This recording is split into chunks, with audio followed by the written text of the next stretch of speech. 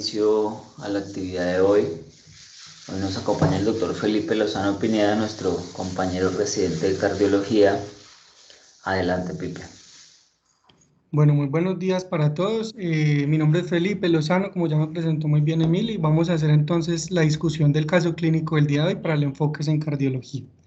Entonces vamos a hacer una introducción y una presentación del caso. Se trata de una paciente femenina de 67 años que reside aquí en la ciudad de Medellín.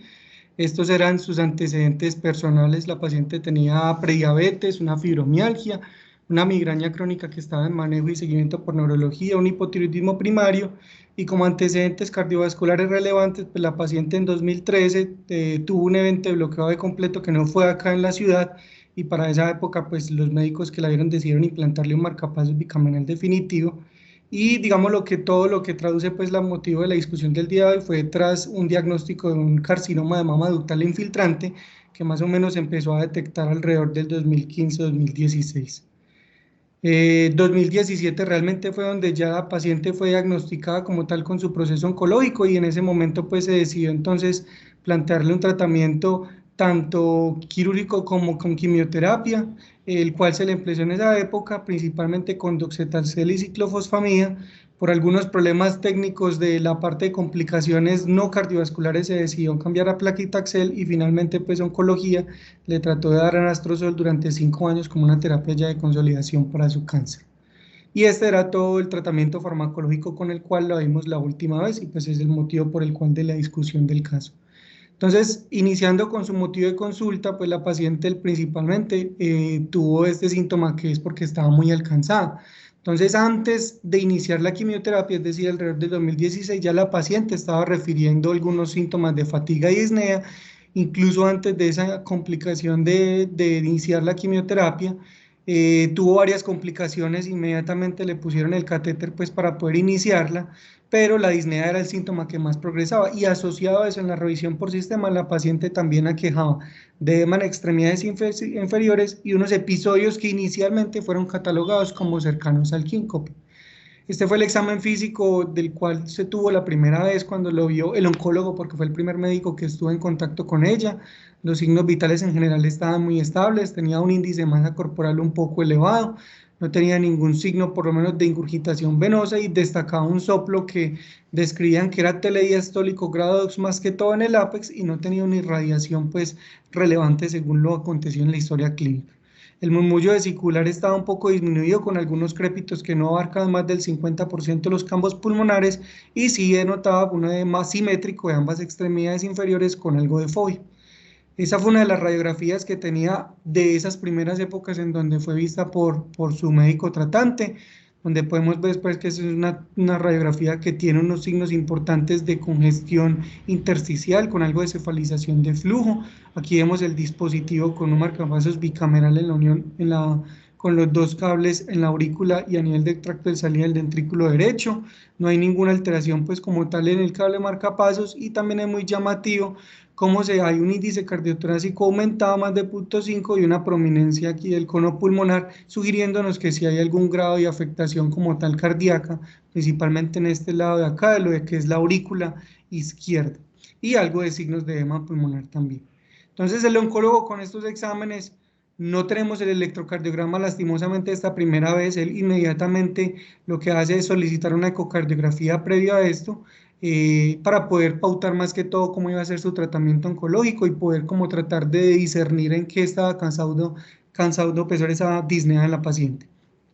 Entonces el oncólogo, cuando le hizo pues le hizo el seguimiento, encontró algo de disfunción sistólica que ya vamos a ver más adelante qué era lo que se le encontró. Para eso planteó entonces este esquema de quimioterapia que para él era la que menos toxicidad podía generar. Se lo remitió a cardiología precisamente por esos síntomas y por los hallazgos de la ecocardiografía, y finalmente pues la paciente vimos tenía algo de índice de masa corporal un poco aumentado, estaba también aquejándose de algo de ronquidos. También entonces solicitó el concepto de neumología.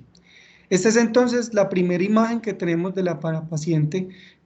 previa a la quimioterapia. Aquí podemos ver entonces en este eje paraesternal largo algunas alteraciones que son relevantes para la discusión. Como podemos ver, la función global se ve buena, se ve conservada. Hay un área pues entre esta valva anterior y el septo que es menos del 1 centímetro, como una medida rápida para mirar la función global pero sí es llamativo la morfología que estamos viendo aquí en la válvula mitral, en el velo anterior, como vemos en esa diástole una apertura que es endomo y aquí en la válvula posterior con algo de restricción y acortamiento de las cuerdas tendinosas. Este es un apical 4 cámaras con Doppler, donde podemos ver ya por este Doppler aquí en la parte del flujo mitral a nivel diastólico cómo hay un aumento en las escalas de colores que nos hablan de posiblemente una turbulencia ahí a nivel de la válvula mitral.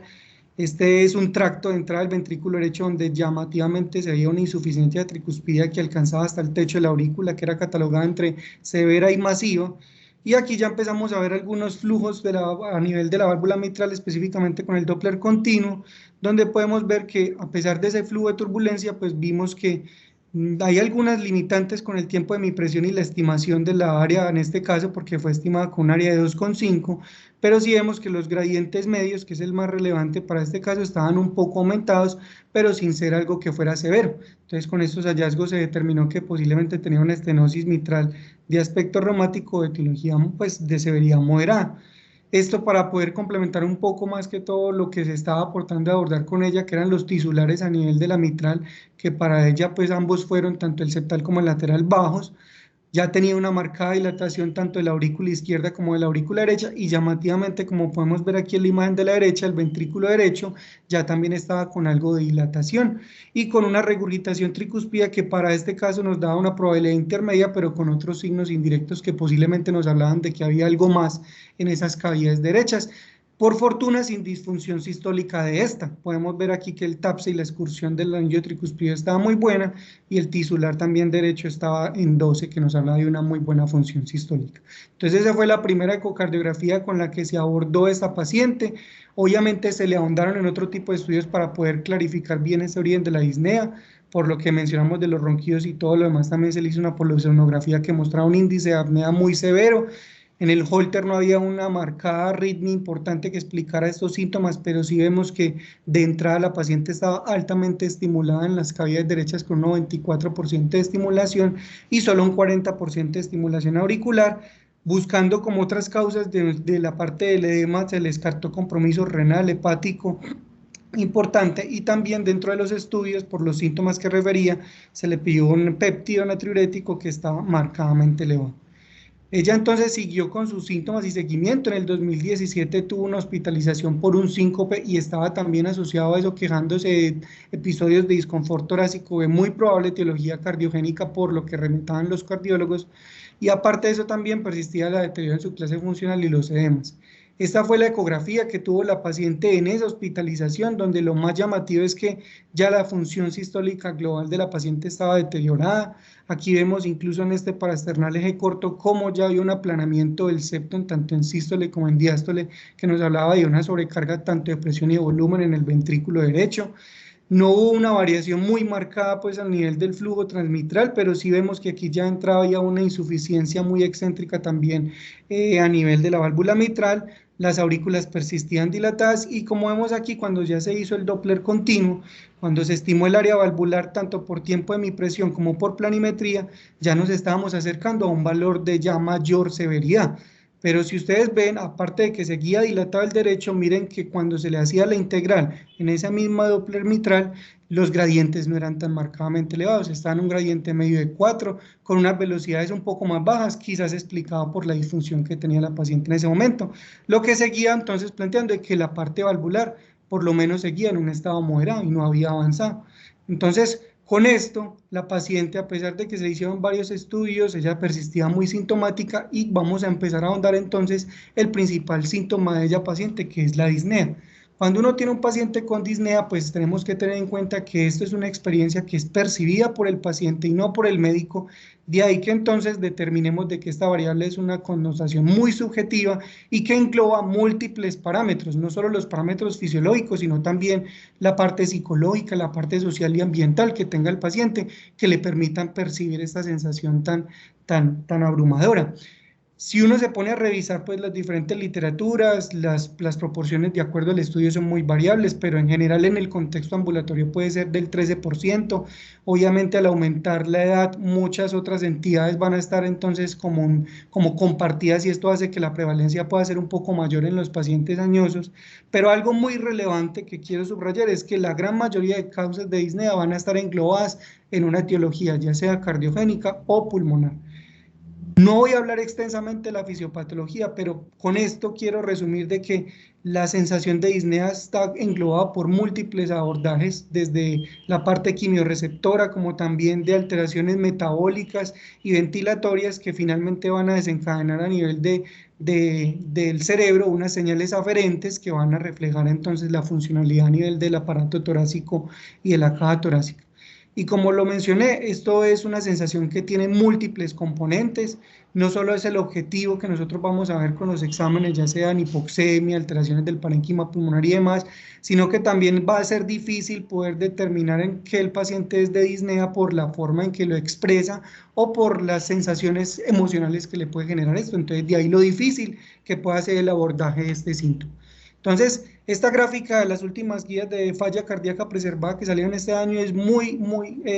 ilustrativa porque puede diferenciarnos en las múltiples causas que pueden generar de la disnea, específicamente las causas cardíacas, que digamos por lo que hemos encontrado en el examen físico y en la radiografía y demás, nos obligan a buscar un poco más de esto, pero sin dejar a un lado la parte pulmonar, específicamente por los otros síntomas que la paciente refería. Entonces, es muy importante siempre en el abordaje de la disnea poder tratar de determinar cuáles son los síntomas que predominan para poder orientar el proceso diagnóstico. Como fue en el caso de nuestra paciente, la paciente como se estaba quejando de edemas periféricos, había evidencia de congestión pulmonar, entonces vamos a hacer un ahondar específico de estudios que vayan encaminados a tratar de orientar la causa cardiogénica. Claramente si el paciente tiene una disnea súbita, tiene una hemoptisis, tiene un murmullo vesicular audible, entonces tratamos de ahondar en que sea un posible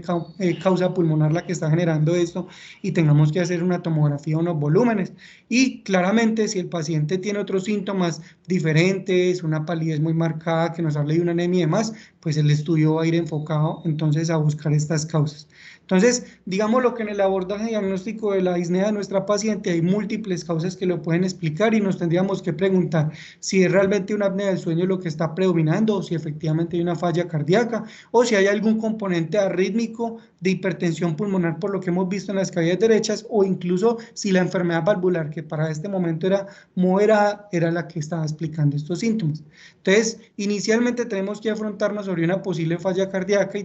probar la probabilidad pretest de que todo esto sí sea por esta entidad. Cuando uno revisa entonces los criterios de Boston para poder determinar qué posibilidades tiene la paciente, si le hacemos un puntaje por lo que hemos tenido hasta ahora del hallazgo físico y clínico, pues nos da una posibilidad de 6 puntos que nos sale una posible falla cardíaca, como la posible explicación de los síntomas de la paciente.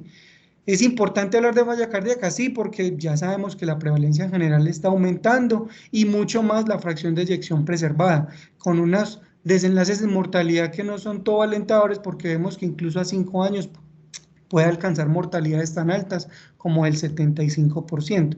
Siempre la función ventricular va a ser un catalogador muy importante y clasificador de la falla cardíaca, precisamente porque nos va a poder discernir mucho en la parte del abordaje terapéutico que vamos a hacer con ellos y cómo va a ser el seguimiento a largo plazo con la reclasificación y la evaluación seriada. Entonces nosotros podíamos hablar inicialmente que nuestra paciente con esa fracción de eyección y los síntomas que tenía en ese momento posiblemente estaban en el espectro de una fracción de eyección preservada, pero que en el continuo y con la evaluación y con la persistencia de síntomas vimos que hubo un momento donde sí hubo una marcada disfunción ventricular que ya la catalogaría en una disfunción, una falla cardíaca con fracción de eyección reducida. Pero, ¿por qué hablamos de falla cardíaca? Porque cuando uno tiene que englobar este diagnóstico, aparte de la evidencia estructural y funcional, tenemos que apoyarnos de los signos y síntomas que tenga la paciente, como lo tenía en nuestro caso. Y obviamente también nos vamos a apoyar de otros marcadores no invasivos, como lo es los péptidos, que nos hablen de que si hay algún grado de estrés sobre la pared ventricular que esté explicando los síntomas y de esta forma, si tenemos las dos condiciones, podemos englobar a que si efectivamente la paciente tenía una falla cardíaca.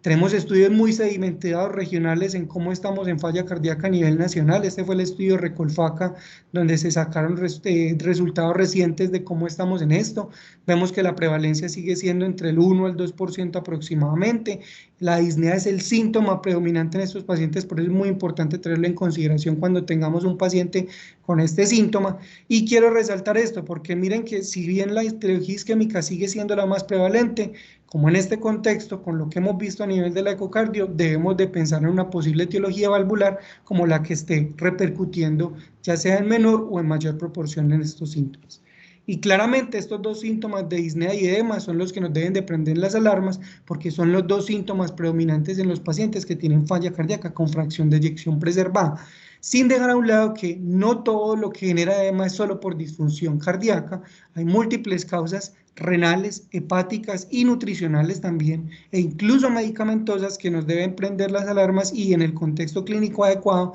tratar de discernir si el edema está explicado por estos mecanismos. Claramente en este caso, por los síntomas, por lo encontrado en el examen físico, por lo visto en la ecocardiografía, quizás la parte de etiología cardíaca onde un poco más o tome un poco más de peso como la posible causante del edema que estaba refiriendo nuestra paciente. Entonces, con todo esto de la fracción de eyección preservada y el apogeo que ha tenido, poder determinar qué alteración funcional estructural tiene un paciente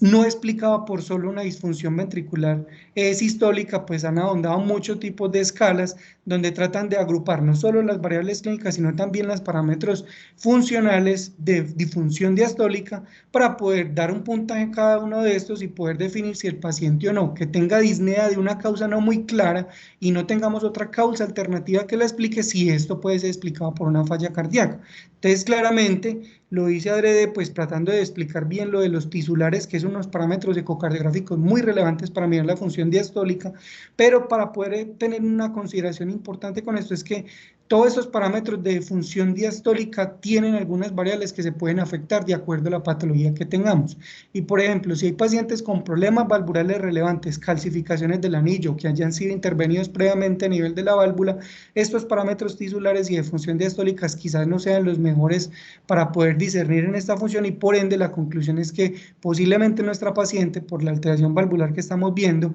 esta función diastólica no sea un parámetro muy importante a analizar solo por estos parámetros ecocardiográficos. Y este abordaje clínico de las guías también de falla preservada me parece relevante porque nos dice, si tiene un paciente con disnea y la función ventricular no está caída, busque imitadores no cardíacos que le expliquen esa disnea. Si no los descartó, por ejemplo, si no tiene enfermedad renal, no tiene hepatopatía, no tiene insuficiencia venosa, que explique el edema, busque entonces si hay alguna otra condición que pueda imitar esa falla cardíaca preservada. Y aquí entra un saco grande de enfermedades donde la enfermedad valvular y las enfermedades del pericardio toman un peso y posiblemente nuestra paciente esté englobada en esta condición. Entonces, claramente nos quedamos hasta ahora de que posiblemente tengamos una disnea que sea tanto de etiología cardíaca como pulmonar y descartamos hasta ahora otro tipo de alteraciones que nos la puedan explicar. Pero un síntoma también importante que tuvo nuestra paciente fue el síncope. Entonces recordemos que el síncope se define como una pérdida transitoria del estado de conciencia que tiene una recuperación muy rápida y que no genera ningún tipo de deterioro neurológico posterior. Y siempre que nos abordemos un paciente con síncope debemos de tener tres posibles causas que lo expliquen. Será por un aumento en el tono vasovagal, será por una etiología cardiogénica o sea realmente por una hipotensión ortostática. Entonces, para eso es muy importante tener todo el abordaje clínico de cada una de las causas y nuestra paciente, si bien habían varias que nos podían hacer una sobre otra, pues de entrada ya sabemos que la paciente en ese momento tuvo una disfunción y una alteración cardíaca muy relevante. La paciente estaba quejándose de dolor precordial que de entrada ya nos deben de hacer entonces ahondar en estudios cardiovasculares como una de las posibles causas de síncope. Y siempre tratar de poder determinar el riesgo que tenga esa paciente de un evento que la pueda matar en los próximos días y en las horas. Entonces, para eso tenemos que ayudarnos de la semiología del síncope y de las alteraciones que tengamos, ya sea en el electro o en la ecocardiografía, y claramente nuestra paciente, al tener una enfermedad estructural, al tener síntomas de dolor torácico, al tener un dispositivo, nos prende las alarmas de que posiblemente ese síncope sea de alto riesgo y que requiera una hospitalización para un abordaje adecuado de esto. Entonces, con lo que tenemos al interrogatorio, con lo que vimos en la parte de la función ventricular, nuestra paciente claramente cabe en un posible etiología cardiogénica, donde debemos descartar racionalmente componentes arrítmicos, componentes isquémicos y componentes obstructivos como la embolia pulmonar, específicamente hablando de esa dilatación tan marcada de las cavidades derechas. Y otra pregunta que nos debemos hacer es ¿qué pasó? ¿Por qué la paciente tuvo tanta disfunción ventricular? Y aquí hay un arsenal grande de etiologías que nos pueden hacer. Entonces, muy importante tener en cuenta la parte de la quimioterapia. Fue un tratamiento que la paciente tuvo y cada vez nos muestran las guías que vamos a enfrentarnos mucho más a pacientes con enfermedades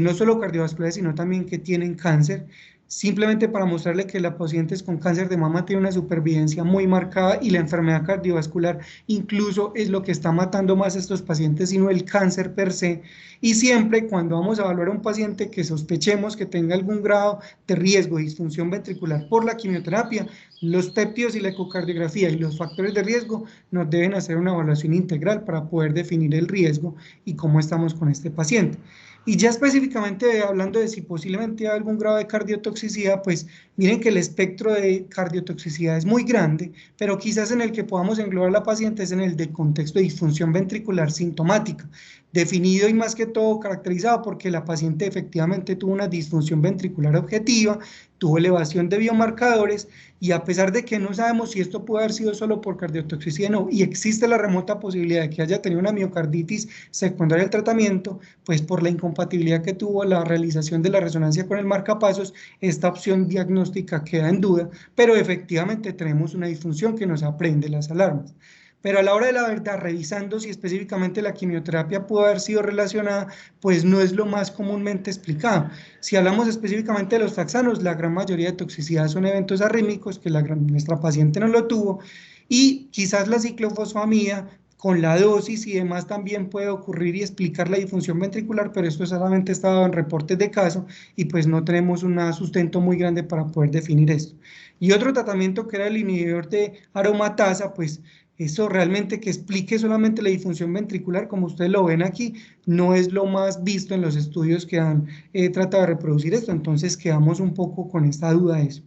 Puede ser el marcapasos, es una remota posibilidad porque cada vez sabemos que la disincronía interventricular eso puede generar disfunción ventricular izquierda y como lo vimos nuestra paciente estaba altamente estimulada y debemos de sospecharlo específicamente en esos contextos. Un paciente que tenga una cardiopatía dilatada, que esté altamente estimulado a nivel ventricular más del 40%, que tenga un QRS estimulado más de 160 milisegundos, como pasaba con nuestra paciente, nos debe hacer pensar en este diagnóstico que incluso es de descarte, tratando de ahondar en las otras posibles causas que lo hayan generado. Y sin duda, la etiología isquémica siempre debe ser una etiología a considerar en los pacientes que tengan disfunción ventricular de nuevo y más en los pacientes que tengan factores de riesgo como nuestra paciente y que tengan síntomas asociados como era el caso de nuestra paciente.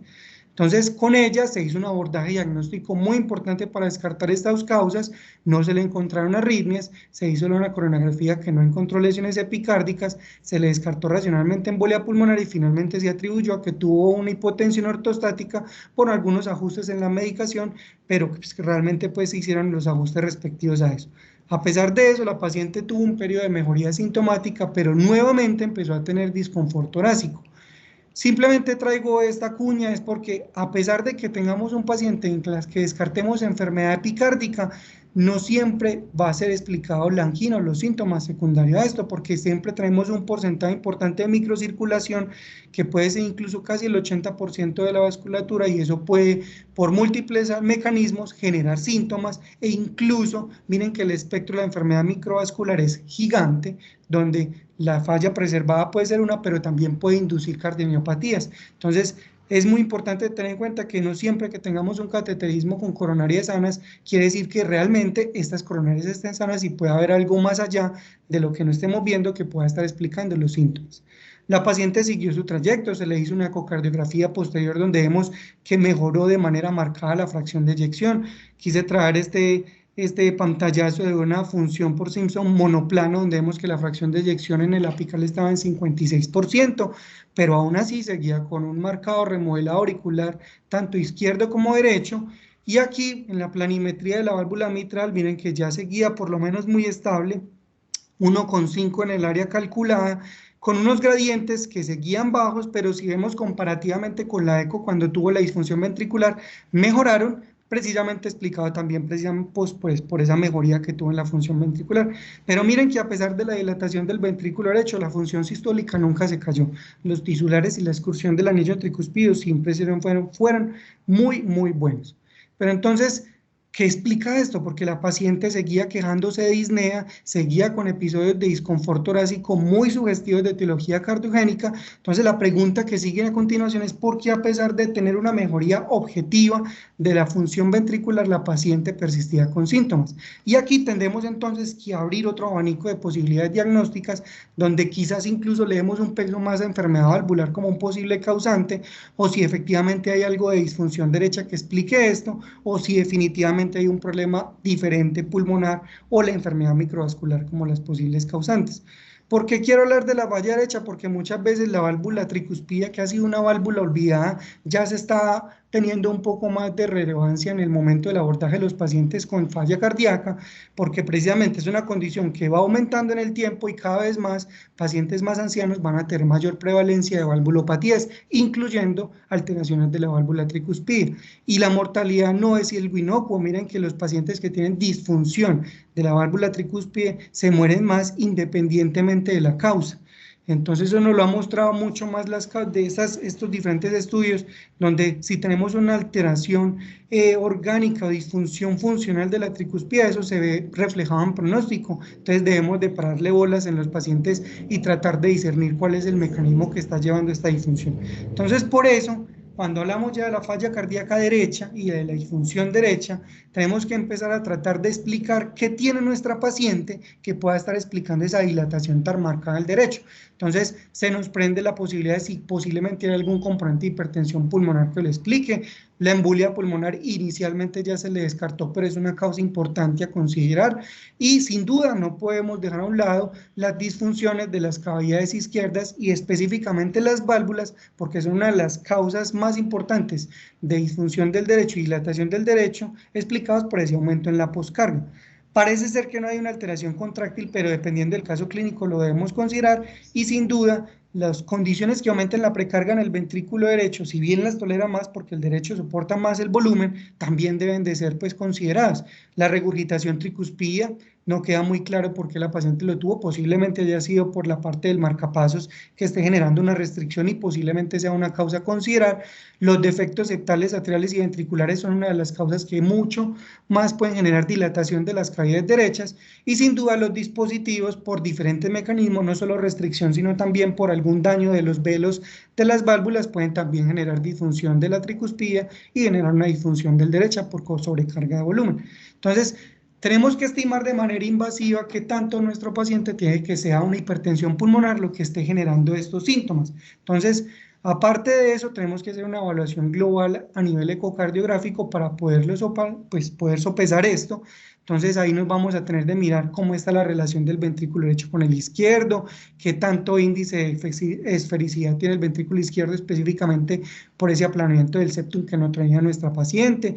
cómo está la función sistólica por los tisulares y por la función de la excursión tricuspida, y otro que es la velocidad de regurgitación tricuspida. Muchos de estos parámetros pueden ser explicados por otras causas, que eso es como el abordaje clínico que debemos hacer, pero que en este caso nuestra paciente lo tenía, porque había muchos otros signos indirectos de que había una sobrecarga tanto de presión como de volumen en esas cavidades derechas. Entonces con eso el parámetro inicial es mirar la velocidad de regurgitación tricuspida. Recordemos que nuestra paciente estaba entre el 2.9 y 3.4 metros por segundo, pero que en este caso será que realmente sí tiene una probabilidad intermedia o quizás tenga un parámetro más alto de probabilidad. Y claramente lo que nos dice la guía es que si usted tiene una probabilidad intermedia, mire qué tanto otros marcadores indirectos hay en la eco, como lo vimos anteriormente, que nuestra paciente la cumplía y posiblemente en este caso la paciente tenga una subestimación de esa velocidad de regurgitación tricuspida y la probabilidad sea mucho más alta por esos marcadores indirectos que vimos previamente.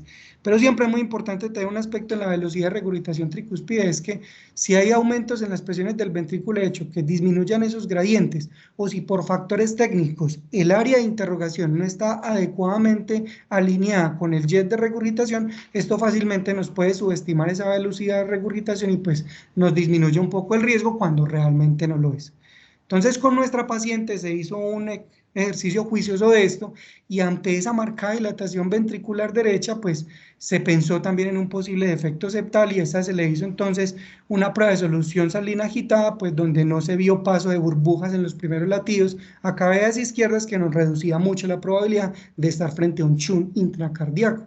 Pero la paciente seguía con disnea, seguía en más dudas que respuestas, se le ha descartado muchas etiologías pues, de origen pulmonar, la paciente seguía sintomática con dolor torácico y para acabar de ajustar, ya cuando se le hizo la última revisión del dispositivo estaba próximo a agotársele la batería. Entonces medicina interna la vio en ese momento, como seguía con dolor torácico, le solicitó una prueba de perfusión miocárdica donde mostró que había una isquemia inducible del 12%, ni más que todo en los segmentos medios y basales de la pared inferolateral y por persistir con síntomas, pues entonces se decidió llevar a un cateterismo. Este fue el motivo de la última hospitalización, se le hizo un cateterismo donde vemos las arterias epicárdicas eran completamente sanas. Durante ese episodio, por estimulación del cable, la paciente entró en un ritmo de fibrilación ventricular, como ustedes lo ven en la diapositiva, pero pues se descartó por completo que haya sido un sustrato isquémico por que haya explicado esta persistencia de síntomas. Este fue el electrocardiograma donde vemos que hay una adecuada sensado y captura más que todo de la estimulación ventricular. Por momentos es intermitente de la dependencia de la estimulación auricular, es decir, tiene un ritmo intrínseco que también gobernaba en la paciente. Entonces, ¿qué es lo que pasa? Definitivamente no hay algo epicárdico que explique esto. ¿Será que esa dilatación del derecho solamente es por problemas de volumen? No queda mucha claridad. Sabemos que hay un componente de hipertensión pulmonar que probablemente sea algo izquierdo, pero si hay algo pulmonar que le explique una apnea del sueño u otras cosas que lo puedan explicar, también está dentro de la duda. Y que definitivamente hay algo izquierdo que esté afectando la función y las dimensiones del derecho, cada vez va tomando más peso porque hemos descartado de manera progresiva las otras causas como tal. Entonces, con una estenosis mitral moderada que explicara estos síntomas con una duda diagnóstica, en una decisión para poder tratar de aclarar la etiología, la paciente se decidió a llevar a una prueba de cateterismo derecho e izquierdo, que eso es lo que nos dicen las guías. Cuando usted tenga síntomas que no concuerden con la severidad, que los gradientes no le acuerden, que los resultados no son concluyentes y si quiere discernir si hay otra etiología, tiene dos posibilidades, hacer una prueba de esfuerzo o hacer una medición invasiva. Nuestra paciente, por la duda diagnóstica, se decidió llevar un cateterismo derecho e izquierdo, donde realmente nos dejó un poco más de dudas que aclararlas aquellas. ¿Por qué? Porque miren que nos dio una media de presión pulmonar de 23 con una cuña extremadamente baja, un gasto cardíaco que llamativamente era bajo, no, lastimosamente no tenemos las curvas que se le hizo a este paciente para poder determinar si se le hizo medición de gradientes para poder determinar la severidad de esa válvula mitral que ya veíamos previamente que estaba como enferma. Pero entonces con esto determinamos que si efectivamente hay algún grado de hipertensión pulmonar precapilar, específicamente por las resistencias pulmonares que tenía, miren que eran más de 2, que había un bajo gasto que posiblemente pueda ser explicado en parte por el método que se le hizo, pues que posiblemente fue el de termodilución o que quizás también por la obstrucción fija de la mitral, que es otra causa de bajo gasto, también se haya disminuido, y lo de los gradientes que pues queda la duda si realmente o no se hicieron o no. Entonces es importante tener en cuenta porque una forma para poder estratificar esto es la forma invasiva. Es muy importante de los parámetros técnicos tener en cuenta que muchas condiciones como la regurgitación tricuspidia, shunts intracardíacos o arritmias, dependiendo del método que se utilice de manera invasiva, puede afectar la medición del gasto cardíaco, que en este caso pudo haber sido eso, lo que explicó también en cierta forma por qué tenía el gasto cardíaco. Y ya parámetros más técnicos en donde, dependiendo de cómo estimulemos ese gradiente con las presiones a nivel de la aurícula izquierda y las presiones a final de diástole, uno puede sobreestimar o no dichas presiones y por eso es muy importante también, entre la duda, hacer un abordaje adecuado con el hemodinamista para poder discernir esto.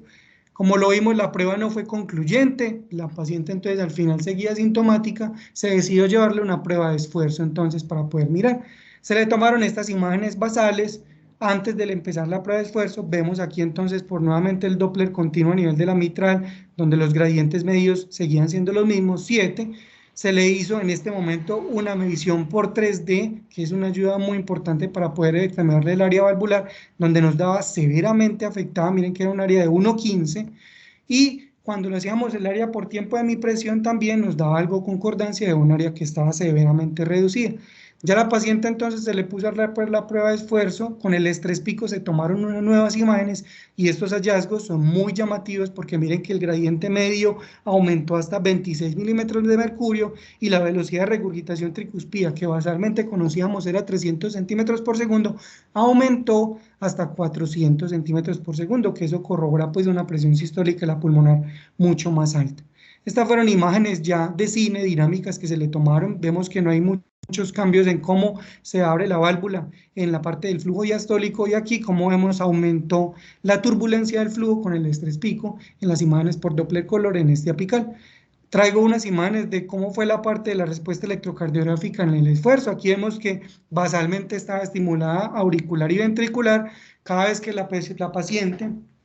después de que se le hizo el ajuste del dispositivo, aumentando la sensibilidad del acelerómetro, la paciente entró en un ritmo intrínseco auricular y eso permitió que pudiera tener unas frecuencias cardíacas mucho más altas que permitieran una evaluación objetiva de la válvula, y estos fueron los parámetros de la prueba de esfuerzo. Alcanzó el 79%, recordemos que la paciente en ese momento estaba tomando beta bloqueador, entonces el índice cronotrópico le dio en el límite superior de lo normal, hizo 11 minutos y alcanzó unos 7 meds en cuanto tal. Entonces, con esto ya tenemos el diagnóstico de que la paciente tenía una estenosis mitral severa de bajos gradientes. Entonces, es importante hablar de esta condición porque, como lo mencionamos, cada vez vamos a enfrentarnos a pacientes que tienen valvulopatías y cada vez la paciente se aumente más los años de vida, vamos a tener mayor probabilidad de tener alteraciones de este tipo valvular. La enfermedad reumática es una enfermedad que ya está en todas partes del mundo, específicamente porque hay mucha migración de pacientes a otras zonas. Siempre que tengamos una estenosis mitral, la primera posibilidad a considerar es una enfermedad reumática, sin dejar a un lado todas las otras causas no reumáticas que, dependiendo del contexto clínico, se deberían de considerar. Obviamente es raro ver en nuestro contexto con enfermedades agudas, pero miren que en la fase crónica la estenosis y la insuficiencia pueden llevar a 4 manifestaciones grandes de dilatación de cavidades, hipertensión pulmonar, arritmias o falla cardíaca, que es como el grueso de condiciones y que, digamos, lo estaba englobado en lo que estaba teniendo nuestra paciente. La mitral va a ser la válvula predominantemente afectada en esta condición, entonces siempre tener en consideración esta etiología cuando tengamos un paciente con una valvulopatía mitral, y para poder discernir bien entre estas condiciones debemos hacer una evaluación multiparamétrica muy juiciosa donde tenemos que evaluar estos 6 componentes: el área valvular, el tiempo de mi presión, cómo se comportan los gradientes, cómo están las presiones a nivel pulmonar, la evaluación anatómica y las consecuencias hemodinámicas que pueda traer consigo esta válvula, y esto se puede hacer con una evaluación no invasiva como lo es la ecocardiografía. Entonces, con estos parámetros, de acuerdo a eso, las guías nos plantean cómo podríamos catalogarlo, y miren que lo grande, pues en este caso, pues el área valvular lo cumplía, pero miren que los gradientes y las presiones en nuestra paciente no cumplían los criterios de severidad, y por eso pues tenemos que entrar a ahondar qué es lo que pasa con eso. Y claramente en la clasificación de la AJA, pues de acuerdo a las funciones tanto anatómicas, hemodinámicas y sintomáticas, se va a catalogar en un estadio base A, B, C o D. Entonces es importante tener en cuenta que la válvula mitral tiene unas repercusiones hemodinámicas importantes que se pueden evaluar de manera no invasiva con la eco.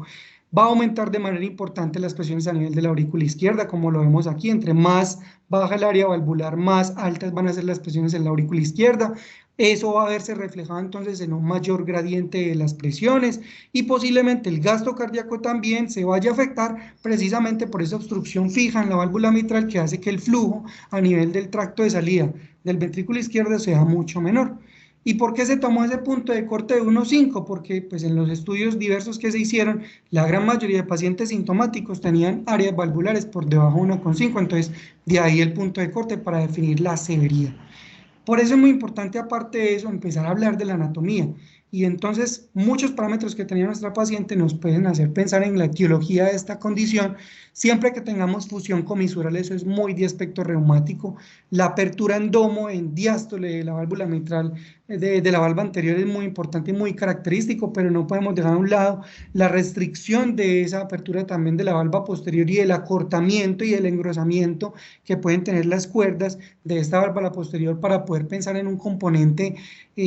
reumático. Es muy raro que haya una calcificación extensa y generalmente las calcificaciones del anillo, que también se pueden acompañar más que todo en pacientes muy ancianos y con enfermedad aterosclerótica generalizada, es raro verlo en los pacientes con enfermedad reumática y no generan tantas repercusiones hemodinámicas como sí lo generan estas condiciones. Entonces entremos a analizar qué pudo haber pasado en esta paciente, porque lo primero que hay que analizar es si hubo algún parámetro técnico que explique esos gradientes tan bajos a pesar de un área tan severamente disminuida. Entonces, es muy importante tener en cuenta que los gradientes se afectan por condiciones de alto o bajo flujo. Si yo tengo arritmias que afecten la contracción auricular, eso también va a afectar importante los gradientes. Y muy importante también es la parte técnica de la angulación entre la línea de interrogación y el jet que se esté evaluando, porque esto lo puede afectar. Entonces la frecuencia cardíaca, miren que es un parámetro muy importante que afecta a los gradientes. Entre el paciente esté más taquicárdico, el tiempo de llenado diastólico va a ser mucho menor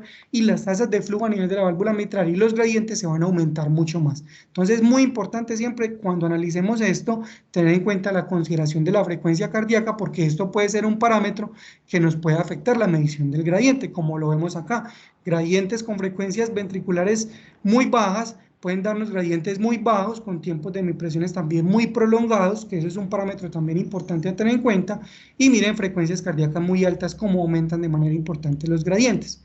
La planimetría es fundamental porque es el método más fiable para poder determinar la severidad en los pacientes que tienen válvula mitral y hay muchos parámetros técnicos que afectan la medición de la planimetría, como la calidad, la ventana del paciente, si tiene un componente subvalvular muy alterado y las ganancias y el plano tomográfico. Hago mucho énfasis en el plano porque las guías nos recomiendan que para poder determinar de manera adecuada por planimetría debe ser aquí en la punta de los velos de la válvula mitral. Miren que si yo mido de manera mucho más bajo en el plano, es decir, si me voy extendiendo más hacia la base del anillo mitral, puedo sobreestimar el área valvular y pues quedarnos con un área valvular que no esté severamente reducida cuando realmente no lo es y solamente fue por un parámetro técnico. Por eso la reconstrucción 3D ha ayudado mucho en esta medición de la planimetría y es un parámetro que debemos de apoyarnos para poder evaluar de manera mucho más fiable y no depender tanto de esos aspectos técnicos que son relevantes. Les muestro esta imagen de la derecha, que es el caso de nuestra paciente. Recordemos que uno no debe analizarlo en este jet perpendicular, sino tratar de inclinarlo, porque realmente la apertura de la válvula mitral no está siendo del todo recta, sino que puede tener algún grado de oblicuidad o pues de inclinación, y eso nos puede afectar la medición de la válvula. El tiempo de hemipresión es un parámetro muy importante para tenerlo en cuenta para estimar de manera no invasiva también el área valvular y que se ha correlacionado muy bien con los parámetros invasivos. Muy importante aquí tener en cuenta dos cosas. Uno es la frecuencia cardíaca en la que la tomemos, porque frecuencias cardíacas muy bajas van a prolongarnos el tiempo de hemipresión y eso nos puede dar un parámetro severo de posible obstrucción de la mitral cuando realmente no lo es. Y también es muy importante tener en cuenta cuando son componentes bimodales, tener en cuenta la forma en que lo vamos a medir. En este caso, la medición adecuada sería cuando tengamos la línea blanca. ¿Y qué problemas tenemos a la hora de interpretar el tiempo de hemipresión? Hay muchas condiciones que nos pueden afectar el tiempo de hemipresión, como lo es las arritmias supraventriculares, específicamente la fibrilación auricular. Es muy importante tener en cuenta aquí también cómo está la distensibilidad tanto del ventrículo izquierdo y de la aurícula izquierda, porque aurículas muy rígidas y ventrículos muy rígidos nos pueden afectar esos parámetros de función diastólica que también se reflejan en el tiempo de hemipresión. Y sin duda, si tengo regurgitaciones mitrales muy moderadas a severas y como les mencioné y hago mucho énfasis, frecuencias cardíacas muy bajas, esto puede prolongar los tiempos de hemipresión y generalmente nos pueden confundir un poco en la medición de eso. Y sin duda, muchos pacientes van a tener volúmenes latidos muy bajos y esto puede ser determinado por muchas otras alteraciones, más que todo la estenosis mitral per se puede alterarlo, el compromiso del aparato subvalvular también y otras condiciones como la contracción auricular y demás también. Entonces, ya para ir terminando, existen pocos estudios que nos han tratado de caracterizar bien cómo se comportan estas estenosis mitrales de bajo gradiente y bajo flujo. Este fue uno de los estudios que se utilizó en la clínica Mayo tratando de evaluar cómo era el comportamiento y qué nos mostraron ellos, que los pacientes con estenosis mitral de bajo flujo agrediente tenían más eventos arrítmicos, tenían más fibrilación auricular, eran pacientes más ancianos, las presiones en la aurícula izquierda no eran tan altas comparado a los que no la tenían, las presiones al final de diástole eran mucho más altas y tenían mucho mayor compromiso subvalvular, que eso posiblemente se relacionaba porque tenían menos deltas de gradientes y también un aspecto muy importante a tener en cuenta es que estos pacientes cuando se les hizo comisurotomía,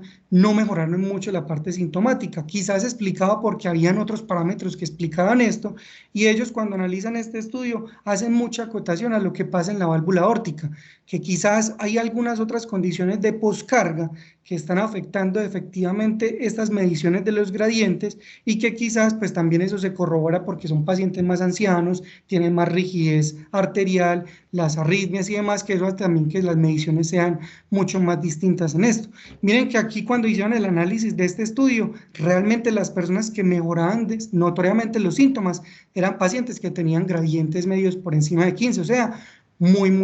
tenía que ser una obstrucción muy marcada. Pero tenemos que tener en cuenta que la disfunción ventricular también puede ser un parámetro a tener en cuenta, no solo como causa de una enfermedad reumática crónica, sino cualquier otra causa que genere disfunción ventricular nos puede alterar la medición de estos gradientes como los mencionamos. Y miren que estudios ya muy viejos nos mostraban que pacientes con enfermedad reumática tenían una vasoconstricción también muy excesiva y ya hemos visto que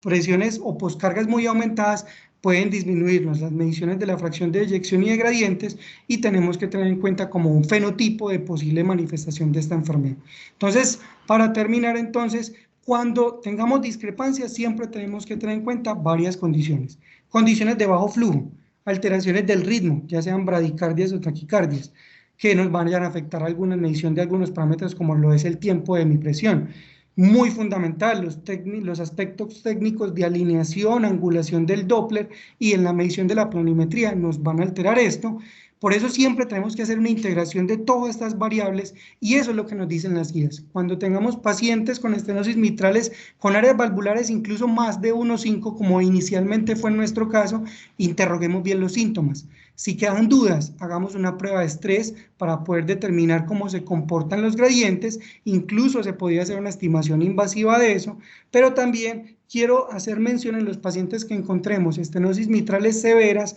que estén asintomáticos. Si ya esos pacientes tienen una fibrilación auricular o las presiones estimadas por eco son muy altas, posiblemente si las repercusiones hemodinámicas de esta obstrucción sean considerables y que sean ya considerados candidatos para hacer revascularización. Entonces la utilidad del ejercicio sin duda la debemos de tener como un arsenal diagnóstico en estos pacientes que tengamos discrepancia después de haber analizado todos los aspectos técnicos para que con esto, si los gradientes aumentan por encima de 15 o incluso si utilizamos métodos con fármacos como es este estudio que fue con dobutamina, los gradientes aumentan más de 18, va a ser mucho más fidedigno de que realmente esa obstrucción y esa estenosis mitral sea la que está generando los síntomas. Y con la prueba de esfuerzo también tenemos que tener en cuenta esas consideraciones. Si los pacientes rápidamente con bajas cargas de ejercicio hacen mucha disnea, eso también tiene factores pronósticos y nos habla de que la severidad de la obstrucción de la válvula mitral realmente sí es importante y no es algo de lesión moderada o leve. Finalmente, el BNP, como en este paso, ¿será que solamente es falla cardíaca? Pues recordemos que esto es un marcador muy poco específico de alteraciones del miocardio por múltiples índoles y la enfermedad valvular es una de las posibles causas que pueden elevar el BNP y va aumentando de manera exponencial de acuerdo a la obstrucción que tengamos de estenosis mitral. Entonces, finalmente con nuestra paciente, ¿qué se hizo? Se llevó a un staff con todos estos estudios que se le hicieron y se decidió entonces que se iba a hacer un cambio de válvula mitral, se le iba a hacer también una plastia de la tricuspidia, dado que en la interrogación del dispositivo hizo un episodio de fibrilación auricular, entonces también se le iba a hacer un cierre de auriculilla, se le iban a implantar los electrodos epicárdicos porque ya también se le estaba agotando la batería y se decidió anticoagular con warfarina en vista del episodio de fibrilación auricular y con la obstrucción severa que teníamos de la válvula mitral. Finalmente, entonces, las conclusiones que yo tengo con este caso es que es muy importante tener la disnea como un síntoma a abordar no solo en pacientes que pensamos tener una falla cardíaca preservada. La disnea hay que discernir y tratar de mirar cuál es la causa que lo está presionando. Debemos de hacer un abordaje multimodal de acuerdo a los síntomas que tenga el paciente, no pedir exámenes por pedirlos, tratar de ser juiciosos en determinar cuáles son las causas que están alterando las válvulas que estamos viendo afectadas, tener en cuenta todas esas consideraciones de frecuencia, resistencias y demás que pueden alterar la hemodinámica, la evaluación de estos pacientes y siempre que tengamos discrepancia entre síntomas e imágenes, corroborar primero el aspecto técnico y corroborarlo con otros métodos como la prueba de esfuerzo y la estratificación invasiva. Eso es lo que yo tenía con ustedes con respecto a este caso clínico. Muchas gracias por su atención. Pipe, muchísimas gracias por tu excelente presentación. Vamos a dar inicio a la sesión de discusión. Yo quiero comentar que pues aparte que me pareció muy bien el enfoque del caso, quiero resaltar que cuando algo que sé de eso porque estuve cuando revisaste el caso y resaltar que incluso las dos guías grandes recientes en la materia, que son la americana y la europea, no tienen como el mismo nivel de detalle, y vimos que la guía americana sí contiene la prueba de ejercicio en la moderada con área por encima de 1.5, pero de pronto en la europea no es tan claro ese paso. Entonces definitivamente es un caso que nos resalta un problema muy importante y que hay que tener muy presente estos elementos a la hora de tomar decisiones, máxime aún en casos que pronto uno pudiera considerar de entrada no severos por todas las consideraciones que tú mencionaste, por las discrepancias y demás, y la utilidad que puede tener la prueba de ejercicio en estos pacientes. Yo te tengo una pregunta mientras alguien más del público nos hace preguntas, y es si en estenosis mitral como en otros escenarios tiene viste algo de estudios recientes o alguna utilidad de biomarcadores para ayudar a la toma de decisiones, como por ejemplo se está presentando en estenosis aórtica, que sabemos que el BNP, por ejemplo, en algunos casos nos puede ayudar en toma de decisiones. Acá nos mostraste la utilidad de la imagen multimodal, de las pruebas de ejercicio, pero no sé si en biomarcadores, por ejemplo, hay algo nuevo en estenosis mitral. Bueno, Emi, muchas gracias de verdad por tu comentario y por tus preguntas. Realmente no encontré un estudio reciente de mí que nos hable específicamente en estenosis mitral el papel que tengan los péptidos para como hacer un abordaje y estratificación de riesgo en ellos. Sí se ha visto, pues, como lo mostré con estudios un poco, pues, ya de mucho tiempo hacia atrás, donde sí se ha visto que hay como una correlación específicamente entre el aumento de los péptidos y el aumento en la severidad de la estenosis mitral, pero digamos lo que así como ha pasado con válvula aórtica y demás, que esto nos apoya o que haya algún estudio reciente, pues por lo menos no lo he encontrado. Voy a mirar si de pronto hay algún otro, pero no lo encontré en la revisión que hice el tema de Milagro.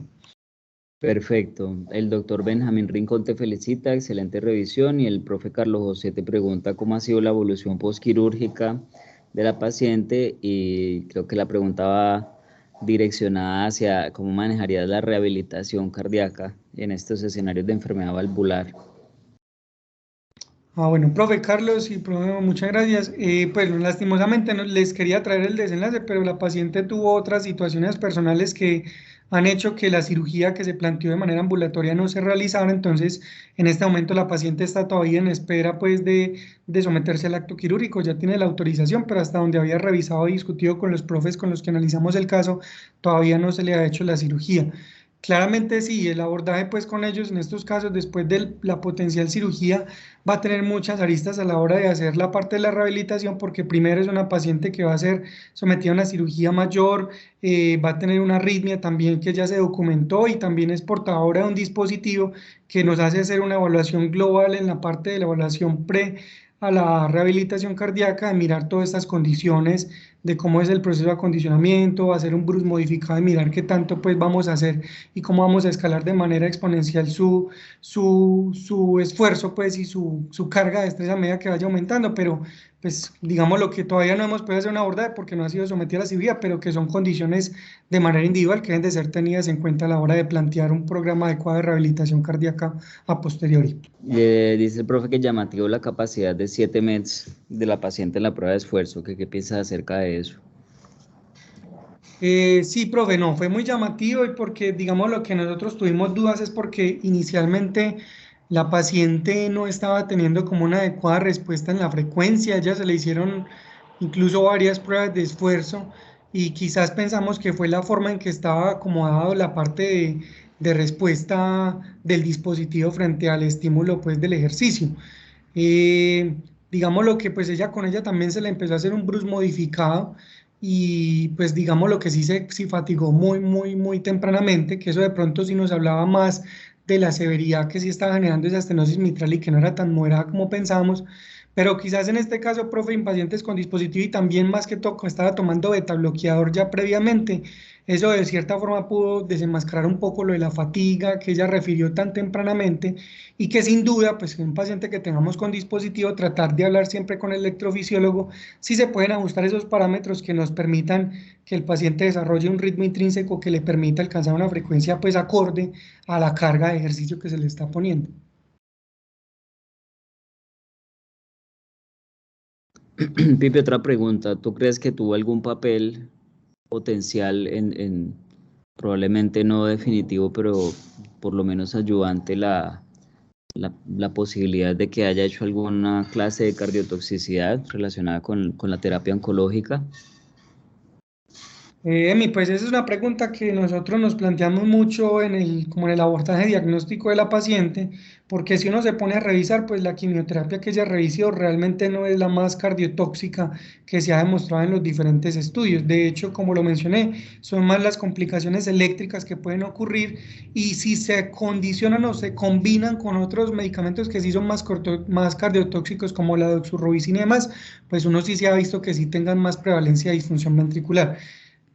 Como lo vimos, una remota posibilidad es que pudo haber tenido una miocarditis, quizás incluso una miocarditis no relacionada realmente con la medicación, sino de otra etiología, pero que no pudimos objetivar de una manera adecuada con una imagen, como una resonancia, que nos permitiera hacer como la parte adecuada tisular, que explicara, pudiera pues apoyarnos un diagnóstico u otro. Queda la duda porque, como lo mencioné, no es las que estén más implicadas con una disfunción ventricular, pero pues la paciente mejoró con la terapia fundamental, con un adecuado bloqueo neurohormonal y quizás había otros contribuyentes como la valvulopatía que estuvieran explicando en mayor proporción los síntomas que estaba ella teniendo. Pregunta Caro, ¿otras ayudas diagnósticas o qué más se hubiera hecho, se hubiera podido hacer en el abordaje para el estudio de la cardiotoxicidad distinto a la resonancia? Bueno, Carito, no, muchas gracias. Pues digamos lo que aquí pues, hubiera sido muy invasivo, pues someter a la paciente una biopsia, eso nos hubiera podido apoyar un poco también en eso. De manera no invasiva, la medición de los péptidos quizás también contribuyen, pues porque nos hablan de que realmente sí hay algo que está pasando a nivel del miocardio con respecto al estrés, pero digamos lo que, pues con todo eso uno tiene que ser como tratar de englobar bien lo que tiene el contexto clínico del paciente para poder definir qué tan invasivo uno es y qué tanto me va a cambiar el manejo, ¿cierto? Porque posiblemente incluso con ella, cuando se le cambió el manejo a otro tipo de esquema de quimioterapia, aún así, habiendo tenido ese episodio de disfunción ventricular, mejoró de manera ostensible, o sea, no se le descontinuó en ningún momento la quimioterapia que ella venía recibiendo y aún así mejoró la función ventricular. Entonces eso posiblemente nos habla de que hubo algún otro contribuyente que pudo haber explicado de mayor proporción esa disfunción ventricular y no tanto la parte de cardiotoxicidad. Sí, yo quiero hacer la anotación de que probablemente es el comportamiento clínico, porque por ejemplo en rezo no hay como elementos contundentes que generen algún fenotipo de realce o algo así, es más como el comportamiento clínico y obvio unido con todas las otras cosas que acabas de decir. No sé si adicionarías algo más a eso, ya para terminar. No, yo creo que pues la conclusión más grande que yo me quedo con este caso y pues que también les quise compartir es que siempre que tengamos una discrepancia entre síntomas y ayudas diagnósticas uno piensa nos van a aportar mucha información, pues hay que tratar de analizarlas bien como en todos esos aspectos. También en la parte de la semiología, como lo dice el profe Carlos José, también de tratar de mirar esos aspectos técnicos que son fundamentales y que pueden de cierta forma subestimarnos algo y quedarnos tranquilos con eso y que la paciente aún así siga tan sintomática. Entonces, tratar de ayudarnos con esto y que también nos apoyemos de otras pruebas como las pruebas de esfuerzo que nos pueden dar datos valiosos en enfermedad valvular y que no debemos de desestimar todavía.